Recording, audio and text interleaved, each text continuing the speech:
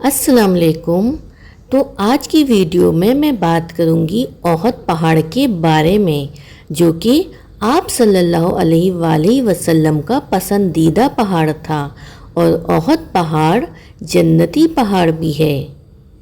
تو جب آپ احد پہاڑ کی زیارت کے لیے آتے ہیں تو آپ کو پہلے تو یہ پہاڑ نظر آتا ہے۔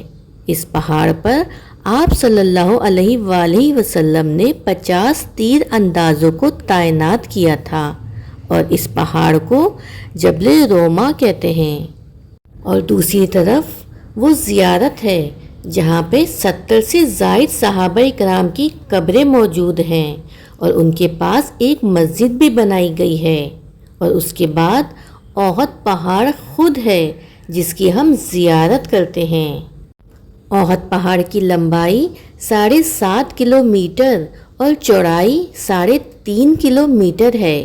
عرب کے لوگوں نے اوپر سیٹلائٹ کے ذریعے سے معائنہ کیا ہے۔ یہ پورا پہاڑ لفظ محمد لکھا ہوا ہے۔ ایک دفعہ ہمارے پیارے آقا محمد صلی اللہ علیہ وآلہ وسلم احد پہاڑ پر سیر و تفریح فرما رہے تھے۔ آپ صلی اللہ علیہ وآلہ وسلم کے ساتھ حضرت ابو بکر صدیق رضی اللہ تعالیٰ عنہ اور حضرت عمر فاروق اور حضرت عثمان رضی اللہ تعالیٰ عنہ ساتھ ساتھ چل رہے تھے۔ تو احد پہاڑ ہلنے لگ گیا، کانپنے لگ گیا۔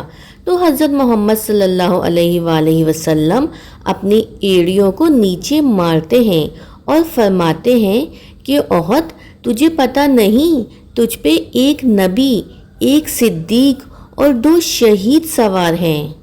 احد پہاڑ کو اللہ تعالیٰ نے بولنے کی طاقت دی، تو احد پہاڑ بول اٹھا، کہنے لگا، مجھے پتہ ہے کہ مجھ پر ایک نبی، ایک صدیق اور 2 شہید سوار ہیں۔ میں ہل نہیں رہا بلکہ خوشی سے جھوم رہا ہوں۔ اسلام کی پہلی جنگ غزوہ بدر ہوئی، تو اس کا بدلہ لینے کے لیے جنگ احد لڑی گئی۔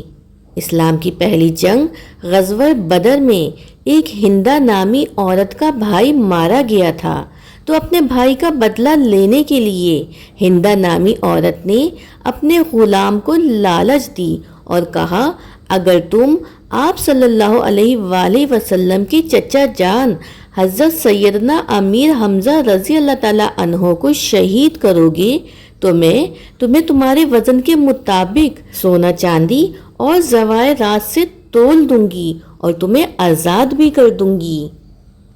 جنگ کا آغاز مشرکین مکہ کی جانب سے کیا گیا، اور ان کی ایک سپاہی نے تیروں کی بارش شروع کر دی۔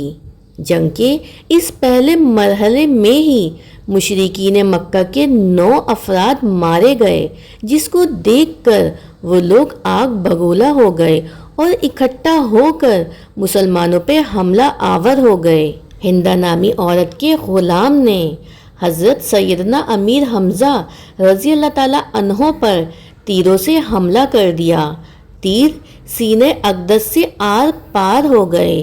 ہندہ نامی عورت آئی، سینے کو چاک کیا، کلیجہ نکالتی ہے، کلیجے کو چباتی ہے، چبا تو نہیں سکتی تھی، تھوک کر پھینک دیتی ہے۔ ظالموں نے حضرت امیر حمزہ رضی اللہ تعالیٰ عنہ کے اعضاء کاٹ دیے، ہونٹ مبارک کاٹ دیے، ہاتھ مبارک کاٹ دیے، حتیٰ کہ تمام اعضاء کاٹ دیے۔ کچھ صحابہ کرام آ کر حضور صلی اللہ علیہ وآلہ وسلم کو بتاتے ہیں کہ یا رسول اللہ صلی اللہ علیہ وآلہ وسلم، آپ کے چچا حضرت سیدنا امیر حمزہ رضی اللہ تعالیٰ عنہ کو بڑا بے رحمی اور بے دردی سے شہید کیا جا رہا ہے۔ تو آپ آ کر صلی اللہ علیہ وآلہ وسلم اپنا منہ مبارک عرش پہ اٹھا کر اتنا روتے ہیں کہ آپ کی داڑھی مبارک آنسوؤں سے تر ہو جاتی ہے۔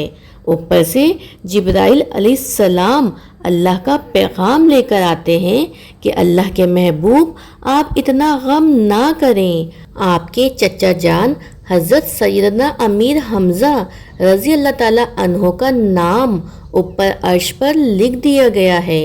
شہیدوں کے سرداروں میں